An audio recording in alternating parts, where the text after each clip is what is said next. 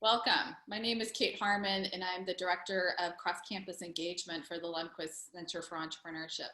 And today on our Getting Ahead series, I'm really excited to have with us Juliyen Davis.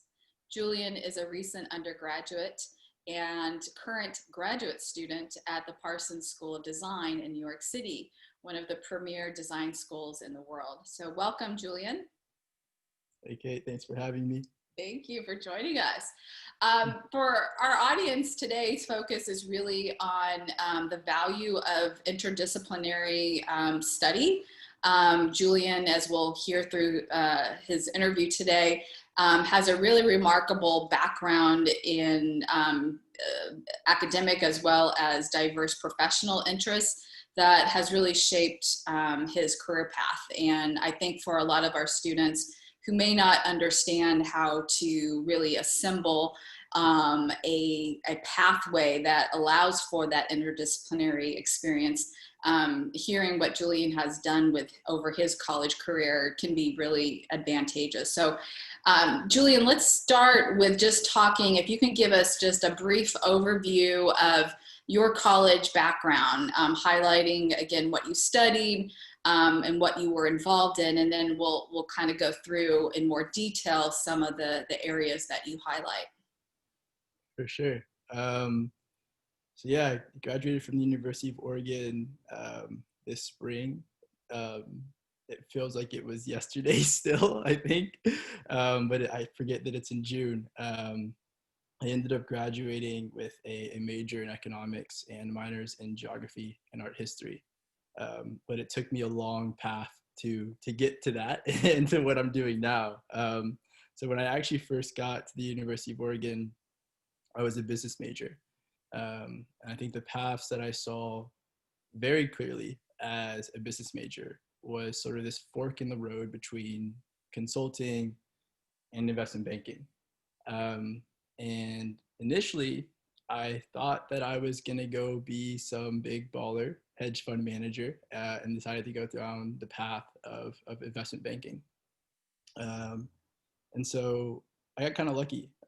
My first internship was in the UK, working for the United Kingdom's Development Finance Institution, which was a super unique experience to one, sort of go to a really international setting and have just my mind open to so many different perspectives, but two, to sort of do private equity with a triple bottom line. And so I really came back from that experience completely transformed and realizing that investment banking was not at all what I wanted to do. I explored consulting a little bit. I actually joined the Oregon Consulting Group. And I joined a lot of different things on campus and really took the opportunity to explore. But what I ended up finding was that when I asked myself and when I asked my peers what they wanted to do, they were able to answer that question in terms of very specific companies they went to work for, or very specific things they wanted to be. Like they wanted to work at McKinsey, they wanted to work at Goldman Sachs, they wanted to be doctors. And for me, when I was going down these paths initially, right, I wasn't really asking myself that question. I was just kind of like, I think when you're at college and everything seems so monumental and you get asked this question every Thanksgiving of what you want to do, you kind of feel like you have to give an answer. And I was like, I'm doing consulting, I'm doing investment banking, like I'm figuring stuff out, but I never really had an answer. And so when I asked myself that question, why, I realized that I wasn't able to answer it in terms of the way that my peers were answering it. I didn't want to work at McKinsey. I found out. I didn't want to work at Goldman Sachs. I also found out. What I found out was that there's these set of problems that I'm really, really passionate about. And for me, it's really about trying to figure out the best way to go and work on those problems. And so I feel like my college career is really reflective of that, both academically and professionally. Like I mentioned, I ended up majoring in economics and minoring in geography and art history, all I see as very different ways to view the world. I had internships in startups, nonprofits, and philanthropy, all again very different ways to view problems. And my experience at UO was sort of the same thing, right? Like Oregon Consulting Group, Oregon Blockchain, and other groups on campus all provided me very different lenses. And I think, yeah, led to sort of where I am today and through those experiences. Absolutely. So let's start off and kind of go through some of those kind of concepts that you just brought to attention. One thing that I think sort of shapes, and maybe you can agree or disagree that, but shapes sort of your outlook or way you approach and actually actively seek out new experiences, new information, is having a really entrepreneurial mindset. And I know this was something that really started in your high school. You started a business, and even in college, you were working in sort of stealth mode and on a startup that ended up, going and placing in the top 10 at a really prestigious regional business competition here in the Portland area. So I'm curious if you can just sort of talk a little bit about, what it is about sort of having an entrepreneurial mindset that may have helped in sort of you feeling comfortable and being very exploratory and trying new experiences. Yeah, totally. It's funny. I don't even ever mention this startup I worked on while I was in college, but there's always some sort of side project and some sort of side hustle. And I feel like that's part of just the way I see it, is that college is about learning, right? And so the more that you can do, the more you're going to learn. And it doesn't all really have to make sense until you graduate. So I did a lot of exploration while I was in college. But yeah, going back to senior year of high school, I did launch a startup. I think it's sort of like a pivotal moment in my life and in my career too. Just I think that's sort of where that entrepreneurial flip, or like that sort of like go get mindset sort of flipped on for me.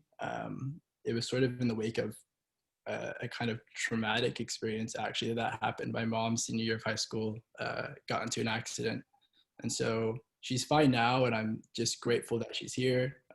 It's sort of one of those moments that like you never think will happen. You only see in the movies where like she's not supposed to be here, but she is, and so I'm just grateful. But I ended up doing senior year of high school basically at home by myself for 8 months, and that was sort of, I had this idea sort of boiling up, and I really had that, like, I guess cliche moment of like, life is short. And I was like, I need to go do it. And so I got my 3 best friends together and we went and we launched what was then sort of like the Airbnb for parking, solving an immediate need on our campus where we had a big problem with overflow, and then ultimately scaling to Portland. But long story short, our parents were not going to let us get a gap year to go work on a startup. So I ended up at UO. And that's part of the story of how I ended up at UO, was to be close to mom. I'm from Washington technically, but UO is actually closer than UW, so I ended up at UO for that. But yeah, the entrepreneurial mindset for me, I think, has always been there, and I feel like the way that it sort of manifests is in just sort of like seeing something and just really being gung-ho about going and getting it. And I feel like UO sort of compounded that too, because like I said, I was sort of initially exploring these paths like IB and consulting, and UO is by no means a target school for those things. Like McKinsey's not on campus, Goldman Sachs is not on campus. And so if you want to go and pursue those paths, you have to learn how to network, you have to learn how to be gritty, you have to learn like how to go and make your own opportunities, right? And so I did that for a bit, for those paths, like talking to partners at firms and talking to MDs at firms and like building a network in those spaces, right? And I think I ultimately got to that point too, where I was like, that's not what I want to do. And I applied to other things. Like, instead of that, like, I'm passionate about healthcare. So why not reach out to someone and build a network there and go and either create my own opportunities or find an opportunity for me to go and learn more about that space. And I think that's really what entrepreneurship is about, is 1, figuring out how you can be gritty, and 2, figuring out how you can just like learn. And I think in a lot of ways that just means making your own opportunities to do that. And so always having sort of a growth learning mindset and approaching it, everything with that mindset, I think is sort of how that manifested. but yeah, I don't I don't know if I want to talk too much about the startups because they didn't end up going anywhere, but I did work on those for a little bit. No, I love it Yeah. though. I think you're absolutely right in terms of just what that mindset gives you in terms of exploring and not just being sort of handed, opportunities, but you having to go out and make it yourself kind of thing. I think that has set you up right for what you've been able to accomplish over your career. Let's talk a little bit about sort of your major and minors, because some may see them as eclectic. As you said, you started off thinking you were going to go into business, and you ended up majoring in economics and doing minors in geography and art history. So tell us a little bit about like how you saw these paths potentially working together, and how were you able to sort of leverage what you learned from those three different paths into a viable sort of career path for what you've been able to carve out? Right. Yeah. Well, I'll tell you the pitch that I give professionals when they ask that question. I'll give you my professional pitch for those. It's like economics is a great foundation as a worldview. Like as I see it, economics is how we make decisions. It's honestly the root of how the world works. It's also, I guess, combining it with geography and art history, it gives me a very good future financial facing lens, a great sort of critical lens for viewing the future and seeing how things are going to come together. Art history, opposite economics to some degree, gives me sort of the historical, cultural view. So if economics is very quantitative, is very forward facing, art history is very past facing and is very qualitative. Which is a good mix. And geography, I guess, is sort of in some ways the glue between those two things. It gives me a really good lens to sort of, or I guess, scope. I can look at things locally, I can look at things nationally, I can look at things internationally, and really understand the levels and the layers of how these things are coming together. And I feel like geography too is one of those things that, well, one, I think people often mix it with geology and rocks and mountains and things. But in reality, everything's geography, right? Like geography is really the way that our cities came together. We're seeing the impacts now, like in the election and stuff like that. Like geography is really powerful. More practically, like in making maps, understanding maps, but also sort of, I guess, more abstractly and thinking about how societies work. And so they sound very eclectic at first, but they actually work really well together. And so yeah, that's been really helpful just to like, I think go into workplaces and being able to see those three things together, where I think that most people sort of only see one thing. Like I can see connections that people don't. And I think that's a real way to present it to people is like, I think it's less about like, what are the things that you're studying and the things you're doing. It's really about the narrative and how they come together. Right. Same thing with my background. Like, I've worked in nonprofits and startups and philanthropy and venture. I've worked in healthcare and in insurance and a lot of different industries. And to a lot of people, it's like, that's a lot. And I don't see how that comes together. But the narrative for me is that it's a bit eclectic, but I think there's two things that unify. I mean, if you really sort of simplify it, my background's at the intersection of investment, impact, and innovation. And the common thread between all those things too, at least in the way that I think about it, is that sort of like I said earlier, I think about the problems that I want to solve rather than the things that I want to do and the things I want to be. And so for me, those problems are the big, complex, hairy, messy public service systems in the US. And so philanthropy and venture and startups and nonprofits and even government and policy are all different perspectives to view those problems. And especially if we're seeing these problems as systems, they're all relevant. And so there is a very common thread between all these experiences, even though they may come across as eclectic. And it's really about how can you sort of frame those things for other people. Because I think that we all, at the end of the day, are going to pursue the things that we're passionate about. And so I think that if we all ask ourselves the question of why we're pursuing those things, like we will be able to come up with a narrative. It's just a matter of like taking the time to sit down and do that. And for me, that was a real moment. Like I literally I switched over to economics because I went into the business honors program at UO. and I was in it for a term. And I was like asking my peers, why are you doing this? Why is this relevant? What do you want to do after graduation? And I just did not resonate with it. And I was like, I'm not doing this because I'm passionate about it. I'm doing it because I'm trying to check a box. And as long as you're doing things not to check a box, and you're doing it because you're asking yourself that question why, and you're doing it because you're passionate about it, like it will make sense no matter how eclectic it seems, I feel like. Or maybe mine just happened to come together like that, but that's at least how I view it and how I talk about it. No, I think that's so important what you just said there. I mean, in a lot of ways, you're thinking almost in a way that I think a lot of people, you know, twice their age, you know, wish they would have thought of back in college, and that, you know, you don't just see necessarily like majors or a minor as the end point of getting a job, but you're really using your academics to explore narratives, as you mentioned, pathways, that then you can find these kind of overarching three links that you respond to. And I think that's really important because especially where students who may have a passion for two different, you know, areas may not have the ability to, you know, to articulate or see from a 360 view how they are linked. But I think, you know, what you just mentioned there provides that sense of thinking through how to sell yourself. If you are getting going into a job, how do you weave this narrative in a story that that makes sense? And I think, you know, what you just said there is really profound in terms of how students can start thinking about these linkages that might not be so apparent from a university, you know, major pathway. Totally. And I don't want to take full credit. I mean, I was the part of why I had that view in hindsight, even though I was looking forward, because I had mentors that had that experience, or like they, after a 40-year career, was like, wow, I've been doing this and it's been great and I've learned a lot, but it's not what I've wanted to be doing. And like now, just after 40 years, I'm switching to that. And so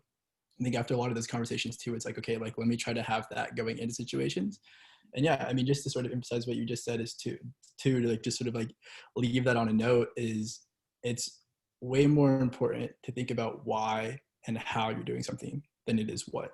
The what will always come together. The what will always, you know, come together, but the why you're doing it and the how you're doing it is what's going to resonate more with people, and is also what's going to lead you down the path where 40 years you're going to be like, okay, I've actually been doing what I've wanted to be doing for the past 40 years, right? I've not just been chasing what's and chasing checklists. Like I've actually been doing it. And so hopefully you won't have that moment. That's exactly right. Yeah. Let's move on and talk a little bit about some of the activities that you were involved in as an undergrad. As you mentioned, you were in the Oregon Consulting Group.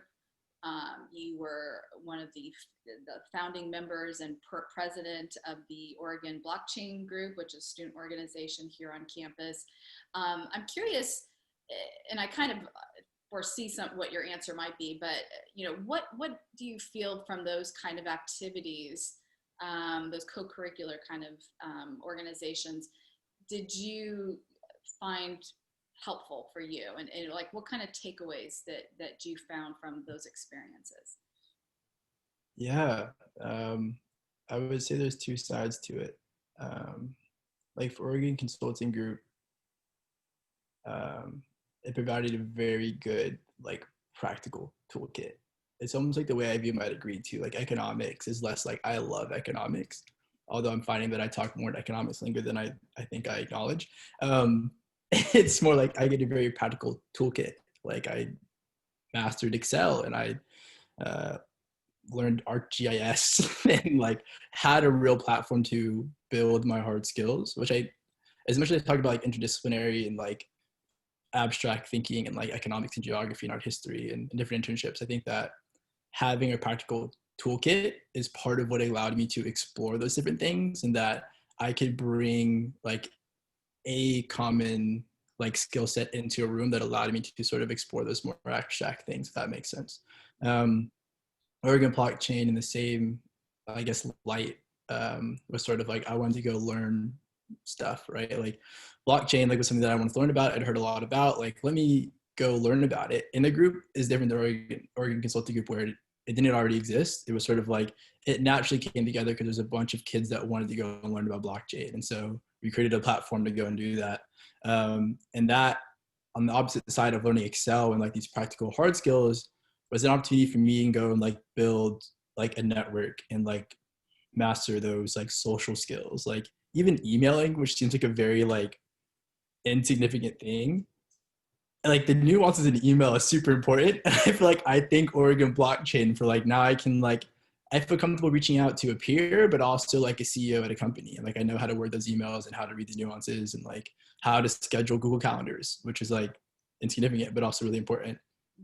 But yeah, I think I skipped over it, but I think I mentioned it. But I think that actually the biggest thing out of all those groups, like that's the practical thing. And that's what I'll tell employers. And that's what I'll tell you, like go do a group so you can learn these things. But I think the most important thing in all of these groups, internships, experiences is people. 100% is people. Um, it's, yeah, it's people. And so I think I got a lot of my best friends from Oregon Consulting Group, a lot of my best friends from Oregon Blockchain, a lot of professional connections too. I built a lot of relationships through those groups. And like a lot that I didn't even like foresee, like not even just like the members of the group, but like these auxiliary collaborators that we had. And so I feel like that was the most important thing, was the people and the practical toolkit too, right? I think I'll talk more about the practical toolkit, but I think the thing that actually has like carried more weight and has had more of like a better effect on me is definitely the people. That's great. And we'll come back to sort of talking a little bit about networks, because I know that you have some good, perhaps best practices to share in that and how to build a network. But let's talk more about your internships, because you frankly have had more internships in the short time that you were at the University of Oregon than I think most people have ever had in terms of an actual lifetime of roles. And I love again how you mentioned you were very deliberate about focusing your internships on areas that you were curious about. And as you mentioned, you've held roles from startups to design to philanthropy and nonprofits, working in venture management as well, at some really well-known organizations. And I'll just say a couple of them.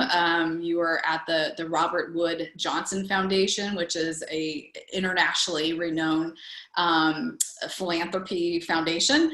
You also were a part of the Dorm Room Fund, which is one of the premier sort of venture funds for college startups. So give us a little bit of background again. What was your sort of, when you were thinking about trying to explore a specific role or organization, like what was your process like? And, what kind of best practice can you share with students who might be watching this? Yeah, that's a good question. Also, I'll say this, be clear first. So Dorm Room Fund, I actually have my last interview on Saturday. I did a fellowship this summer. Last interview was on Saturday for that. So Nice. I actually have my fingers crossed that I get into Dorm Room Fund right now. But as far as the other internships, yeah, I mean, I worked at CDC Group, which, and I guess in the US, doesn't really carry much weight, but like it's the UK's DFI, like that's huge. And Meteor Network is big. RWJF is big. And it's weird. So I'll talk about my internships. Like the way I think about them was, I don't know, I guess in hindsight, I'd like to think that I thought about them more proactively, in the sense of like, these are the wins that I want to go and capture. And I did to some extent. But it kind of worked out that way, where I worked in development finance, and I worked in startups, and I worked in nonprofits, and I worked in philanthropy.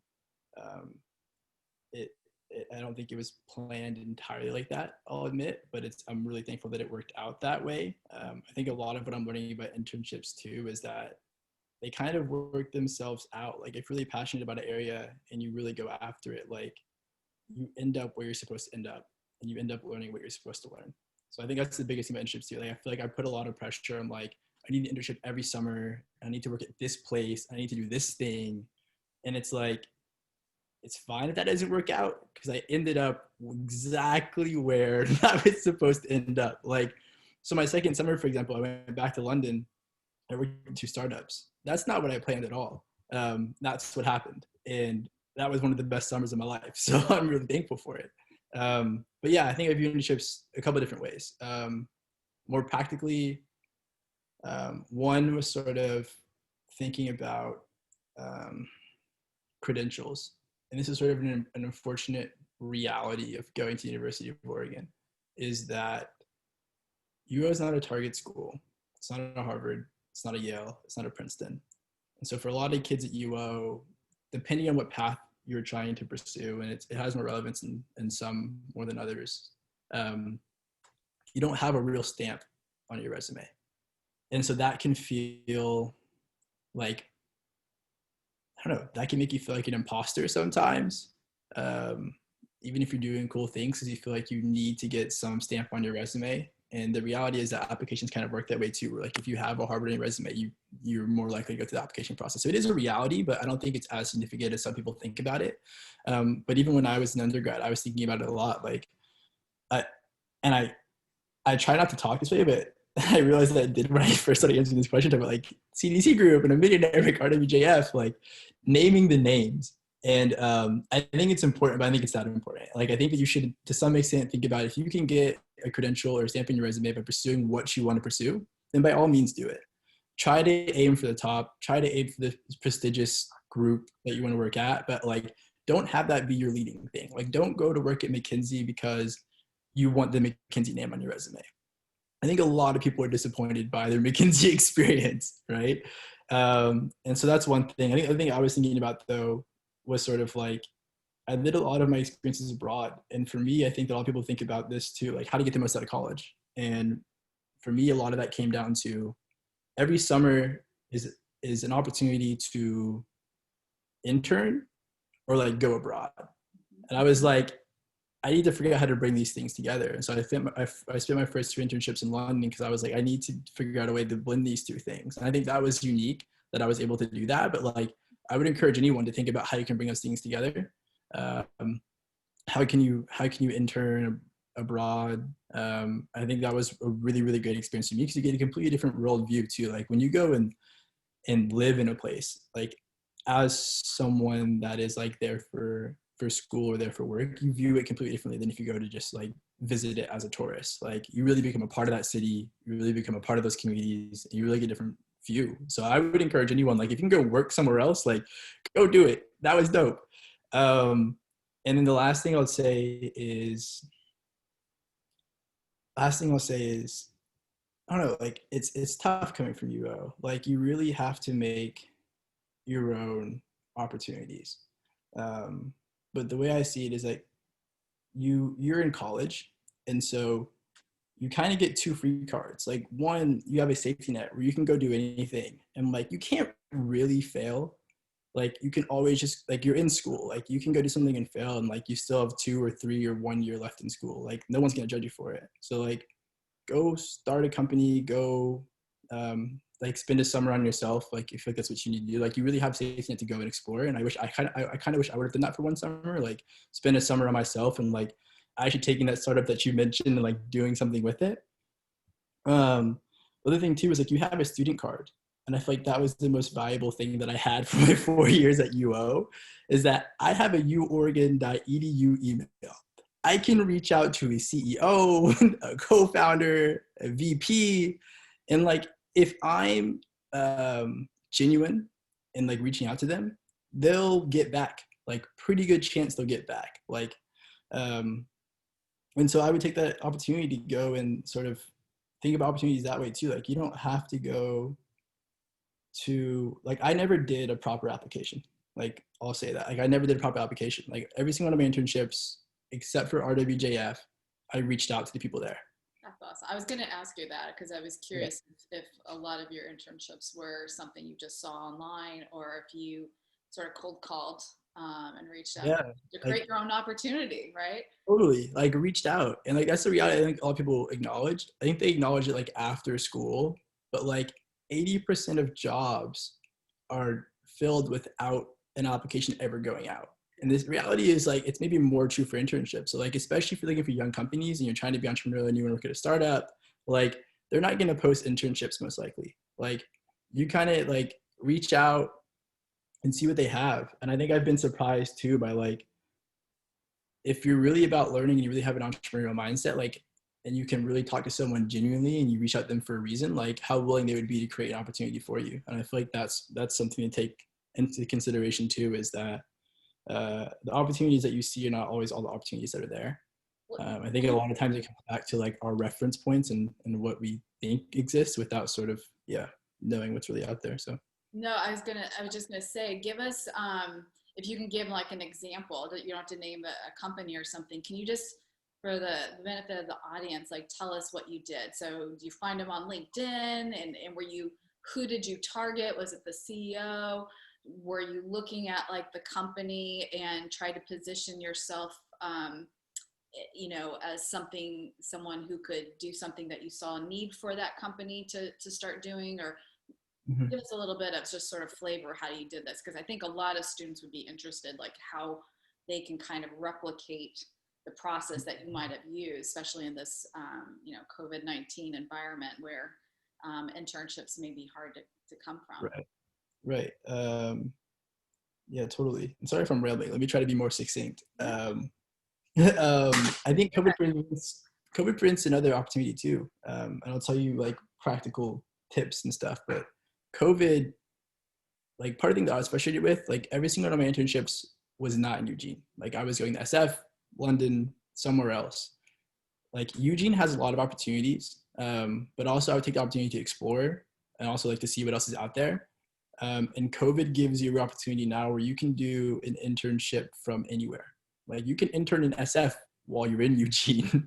So like, that's something to consider. Like even right now, like internships that I'm exploring right now are in LA and SF, and I'm in New York. Now place doesn't have any barrier. But as far as a specific example, I mean, Risk and Fair Horses were both basically cold outreach. So Risk is an insurtech company in London. Fairhorse is a art co-ownership startup. I reached out to the CEOs of both companies, and I was basically like, I'm a student. I'm really passionate about startups. Really was like actually genuinely curious about their models and what they were doing. And over the course of sort of like 3 months leading up to summer, I would say I reached out in like March, was able to form a relationship and was able to sort of like form an internship based off that relationship, right? And like it was really just sort of natural. It's like I think I initially reached out to Risk, was just like, hey, I'd love to learn more about your company. And like the more I learned more about it, I ultimately got to a place where I just sort of candidly asked, hey, internship opportunities. Ended up working out. As I've sort of matured from that initial experience, like I feel like I've actually gotten more candid and just sort of like starting conversations with like, hey, love to learn more about this company, and just sort of candidly wanted to say up front that I'm looking for internships. And so the internships I'm exploring right now came out of that. Like I heard about, I'm always on the lookout for cool companies doing cool things. And so I'm always reaching out to them just to learn more. And the ones that I'm really, really interested in, when I get on a call with their founder, whoever I end up connecting with, I'm just like, hey, is there an internship opportunity? And let's talk about it. And it doesn't happen immediately. Like they happen over the course of 2-3 months usually. So if you need something like quick, maybe do an online application. But I think they're more meaningful too, because you can really build a relationship that you take into that internship. So that trust barrier is already formed, which I think is an important thing too. Like think about what you want to get out of your internship. And I feel like part of why I've gotten so much out of them too is that I'm able to work one-on-one with the founders or with whoever I connected with, right? So I already have someone that I can like lean on and that trusts me to go and explore and give me that platform. So that's another thing too. Another benefit in building your own opportunities and reaching out is that you can sort of overcome some of those other things that I feel like can be a barrier to getting the most out of an internship. Good point. Um, you mentioned that you have done several internships abroad, and this wasn't any through any sort of study abroad, university program. This was all yourself. So my question to you first is, from a process standpoint, what did you have to get any kind of, certain work visa or anything just to be able to do that? Do you have a joint citizenship that allows you to get into UK or what? Because I think I get a lot of times students wanting to know how to work abroad. But second, and more importantly, is talk to us a little bit about your experience. You were abroad in London. You actually spent a semester studying at the University of Edinburgh, which is a really prestigious university. Talk to us a little bit about like what it was like to be in an immersive, different culture, and how you think that also helped your professional development. Yeah, totally.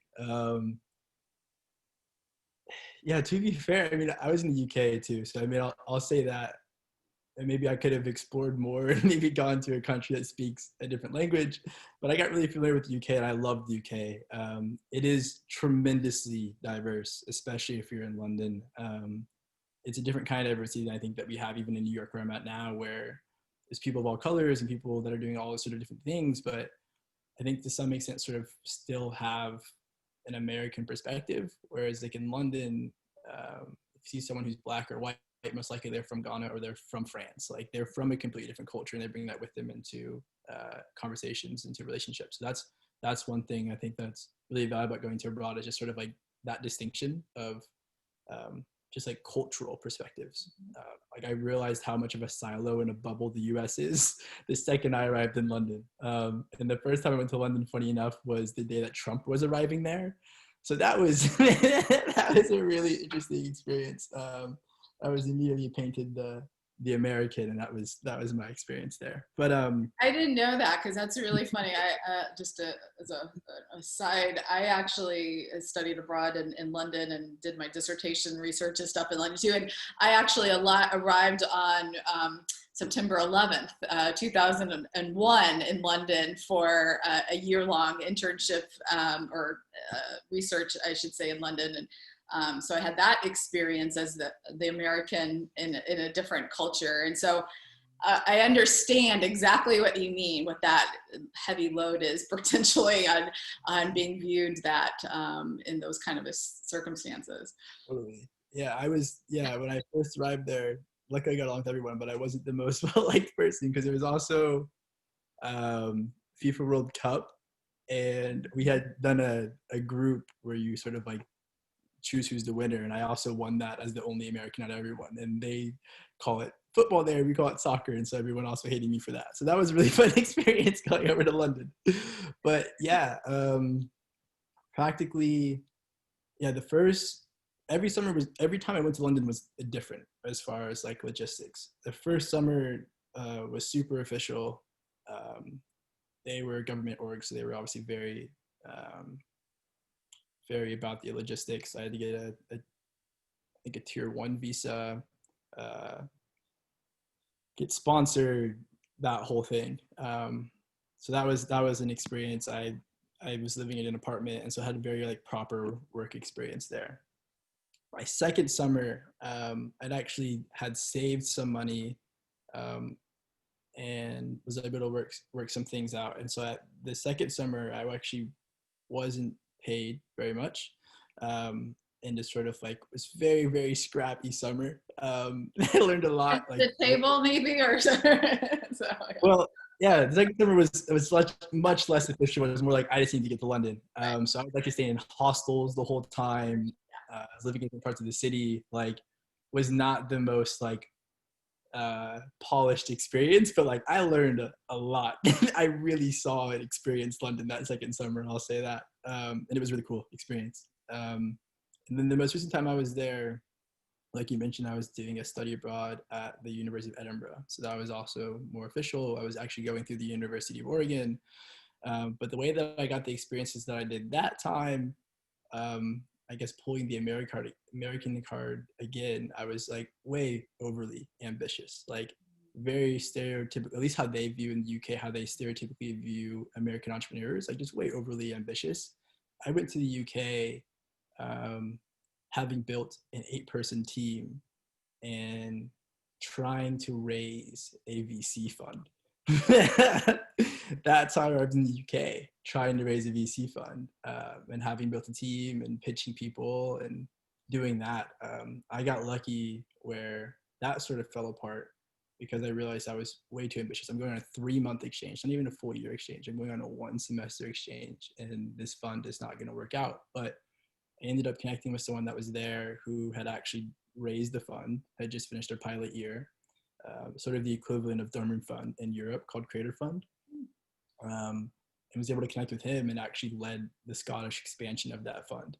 Was actually able to bring one person from the team that I had built at Cambridge onto that team as well. And so that was a really cool experience that, like, again, just kind of goes to show, like, if you sort of like take shots and you do things, you're going to land somewhere, right? And so that was a really sort of cool experience to go and do that while I was studying abroad. Yeah. Very cool. You know, you've done so much. I keep thinking and coming back to, like, how were you able to manage it all? You know, from almost, again, a process standpoint. You know, you were studying,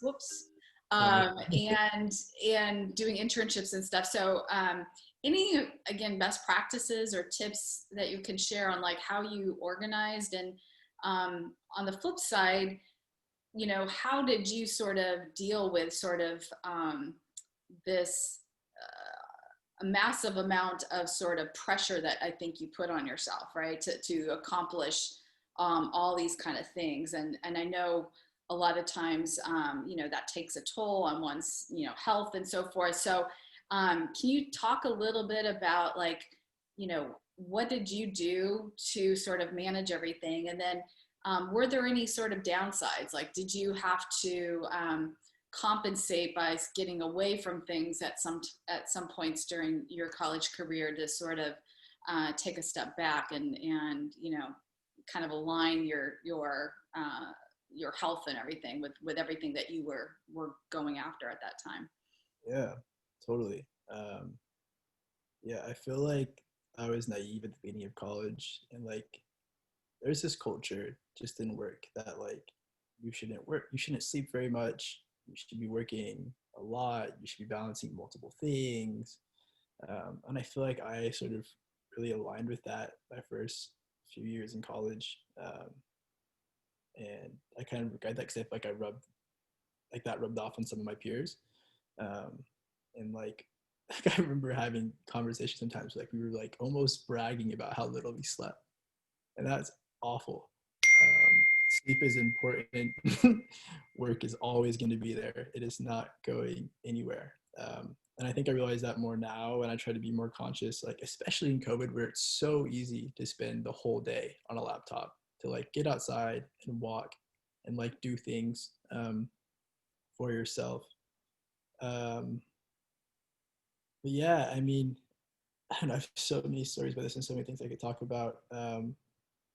I think as far as advice, as much as I say, like, take a break for yourself, I think if you want to get the most out of college, there is sort of like a line, right? That of what you can handle. And I feel like you should ride that line as much as you can. Like, don't break yourself, don't burn out, like have self-awareness. But like ride that line like as close as you can to the edge. And like that's, I think, how you get the most out of college. Genuinely. Like, it doesn't have to be all your time studying. I think people choose college. I think some people use all that time studying and they study 4 hours a day and they do that. Some people focus completely on extracurriculars. Some people will focus purely on the social aspect, but I think everyone has this fine line that they have. I think as much as you can pack in, as close as you can ride to that line is how much you're going to get out of college. And I think coming back to something I said earlier, like it's a safety net, right? So you get a couple fails. I think like in life, you get a lot of fails, right? And I think college can feel like everything in college can feel so monumental because it's this weird time in your life, like where you have like an end date and like a date that is emphasized so much where you're supposed to have everything in your life figured out by that date. And so everything can feel so monumental. Like if you fail, like it's into the world. But I feel like college is actually the one place where like you can fail a million times and you're never actually failing. Like failure is learning. A mistake is learning. Like almost think about it this way. Like we see these beautiful pristine diamonds, right, that like we buy, and like these very beautiful pristine diamonds, but they're made out of a product of a series of mistakes. Like every time you take an axe to chip at that diamond, like, oh, you're ruining that jewel, like, oh, you're chipping stuff off of it, but like you're actually forming this beautiful shape, right? And so I feel like that's how people should learn to view mistakes, is like every single thing you're learning from. And like you can't really ever fail, right? And I think it also comes back to that point too of, I feel like all this stuff can feel much bigger than it is depending on how you frame what you're doing. And I feel like a lot of people tend to frame it in terms of what. Like I kind of ask myself, like, why do we ask at Thanksgiving, what do you want to do? Like, what do you want to do? Like it's such a limiting thing to ask. You know what I mean? Like we never ask, why do you want to do it? Or how are you learning? Like it's, what do you want to do? Like, what am I paying college tuition for? You know? And like, I feel like just the way that that's phrased can put so much pressure on people. But I genuinely feel like if you can answer, I feel like I keep saying this over and over again, but like, this is like the one thing, if I could emphasize that at everything, like if you can answer the question of why, you're never doing anything wrong. Like everything is for learning. Everything is going up. As long as you're doing things for why instead of what, like you can't ever do anything wrong. Very good. Perfect advice. Yeah. Let's talk about like what the future might hold for you. And I've shared this with you, Juliyen. Like you are the person who, it would not surprise me if you ended up to be president, if you ended up being the executive director of a major foundation, a CEO of a startup.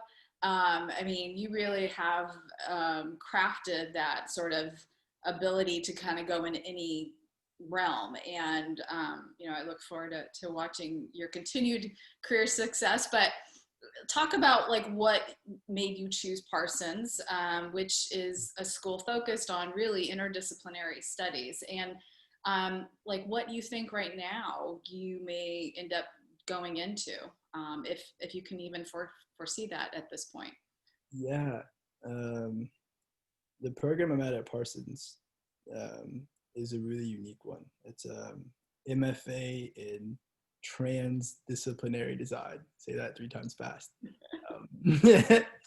And it's funny, we kind of have this inside joke in the cohort of like, okay, how do you explain what this is to people? And I'm still figuring that out. But the way that I see the value in this program is, I feel like, again, my undergrad and education in general, like is very good at giving you like foundations. Like economics gave me a very good foundation for view the world, but it's very fixed. Like everything is quantified, everything is numbers. It's a very fixed worldview, and I think I acknowledge that more and more every day. And this program, which I appreciate, is that it sort of flips the traditional educational structure on its head, where it's like, instead of teaching you these fixed frameworks for the world, how about we put the problem statements first, and then we can introduce these different viewpoints and frameworks and new structures for you to orient within this world. And it's really just about, I guess, figuring out what problems you're passionate about and how you can explore those from all angles. Because the reality is too, if we view worlds and systems and if we view problems as systems, and like every single big problem requires interdisciplinary study. Like if we're looking at healthcare right now, like you can't just take an economic lens to that and solve healthcare. If we're looking at the justice system right now, which is big, economics is not the only solution. Like we need interdisciplinary thinkers that, one, can work across like public and private spheres, but also can work across geography and art history and economics. And I really appreciate that. And I also appreciate this program too, because the director, literally, we started the program, gave us a map, like a physical map. And so we have these 5 overarching themes, which are the carceral, which is like justice, labor and economics, data, health and healthcare, education, and all of these things in between. And we're really encouraged to like dive deep into the areas we're passionate about, but also sort of like wade in the water and the intersections of these things, right? Until we get to the point that we have formed our specific niche on this map that we're committing to solving a problem in. And like that, I think, is the epitome of how education should be formed. And so there's that program. As far as I am thinking about after graduation, which I feel like I gave a lengthy answer to that first part because I wanted to avoid this question, but it's tough, right? So I mean, I know what problems I'm passionate about. I've sort of walked in the intersection of investment and impact and innovation, but I think more specifically have walked this very fine line between the funder side and the funding side of things, right? So like philanthropy and venture, and then startups and nonprofits on the ground versus up in the air. And I guess I'm still trying to figure out like where is the area that I can have the most impact. And it's tough for me.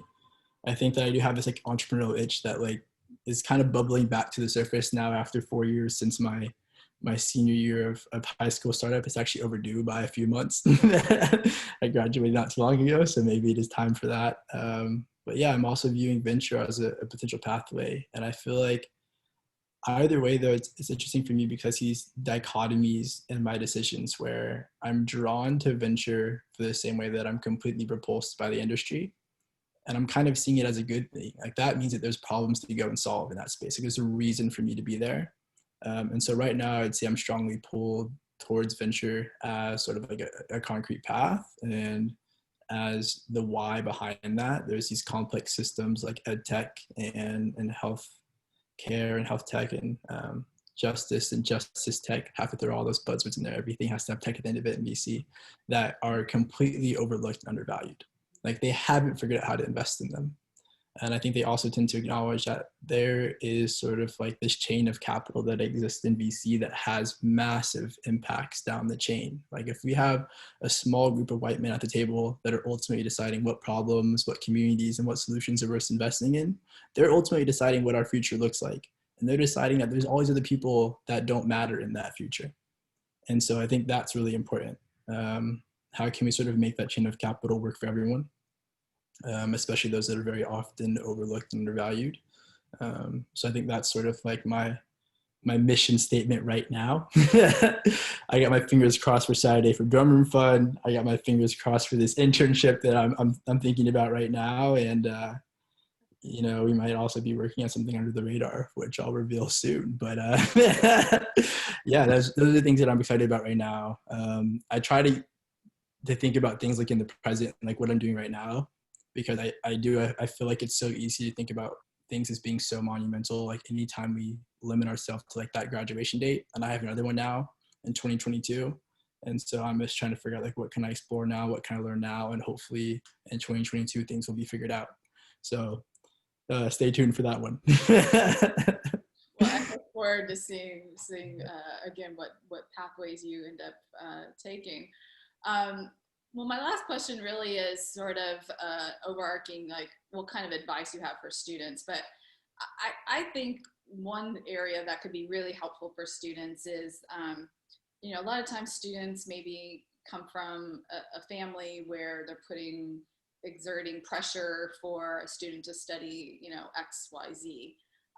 Because they see that as sort of a job at the end of that pathway. So I'm curious if, you know, as you think about like what things you would advise students to have a similar successful career path as you in college, if you have any advice, particularly around like how do you deal with this ambiguity of you know, not being able to maybe say, you know, the credential I'm going for is ending up, you know, in a path that you know for sure.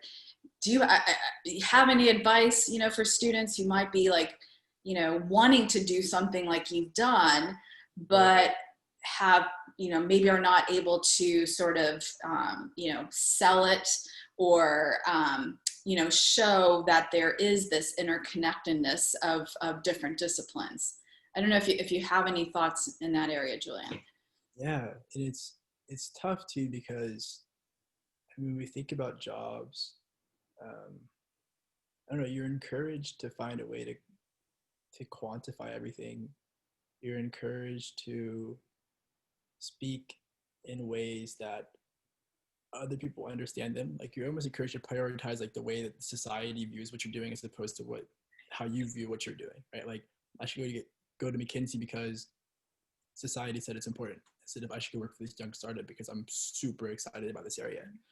And so I think that's weird. I genuinely think that, or at least I hope that the way that we view these things will change. I hope that like resumes are a thing of the past, like us having to quantify our internships. Like I know I caught myself today, like the fact that I talk about, you know, the names and the things that I did there instead of the people, which was the real value in internship. I feel like there's no place for that on a resume. And there should be. So it's tough because like I feel like I have a contrarian view on this. Like I feel like you should ignore those metrics, like ignore a resume, ignore your GPA, ignore your SAT score. Like these things aren't made for us. These things are biased, extremely biased, and they're made to work for certain people in certain systems a certain way. And I genuinely think that they're going to change. And so I wouldn't concern yourself with it. I would say as far as like practical advice, like build a network and more importantly, build genuine relationships. Build genuine relationships. I feel like a lot of people get in this like trap too of like trying to network and like trying to get to a certain number on LinkedIn and like just so like being very transactional. I think that in the same way that business tells us to think about things quantitatively instead of qualitatively, it also tells us to think about relationships as transactional instead of like emotional. But one emotional relationship will get you like 10 times farther than 100 transactional ones. Those are the ones you can really lean on. And so I would encourage people to do that. Yeah, and I feel like honestly, like my background has never ever fit into a 3-minute intro, has never ever fit onto a 1-page resume, has never ever fit into any of these things that we feel like we need to fit into. Like it just never has. Like people have never understood it. My mom doesn't know what I do. She has no idea. She still thinks I'm doing private equity, and that's fine. She knows that I'm doing something cool, and that's all that matters. And so I feel like my advice is just don't care. Like do what you're doing, have your answer to why, and that's all that matters. Because that's what people resonate with. Like, what are you doing? Let me tell you why I'm doing it. That's what people resonate with. That's what's going to get you jobs. That's what's going to carry you forward in this world, is answering why and leading with that, and forgetting about anything else that forces you to fit into a box that you don't fit into. If you don't fit into it, you're not meant to fit into it. Like you're just not. So forget the box and keep going with what you know that you should be doing. Like that's generally my advice. Great. It's tough to have that like hindsight, but like that's my advice. No, it's very, again, sort of thinking from a really broad perspective. And you know, I love all the things you just said there in terms of not seeing, you know, a degree or a credential as just something that gets you a job, that it's really answering why. So Yeah. Juliyen, thank you for joining us today. Really appreciate all your time. And as I said, I look forward to watching your continued career success. So Juliyen Davis is a graduate student at Parsons School of Design in New York City. Thanks for joining us today, Juliyen. Peace, y'all.